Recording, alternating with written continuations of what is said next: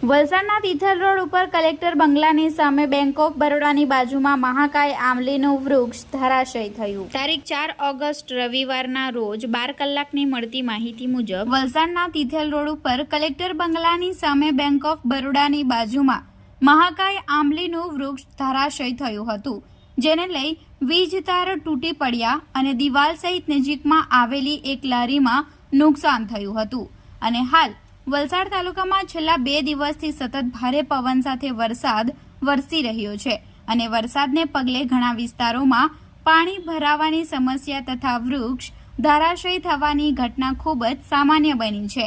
આજરોજ વલસાડના તિથલ રોડ ઉપર આવેલ બેંક ઓફ બરોડાની બાજુમાં જિલ્લા પંચાયત કોલોનીમાં જતા મુખ્ય માર્ગ ઉપર એક મહાકાય આંબલીનું વૃક્ષ ધરાશય થવાની ઘટના બની હતી।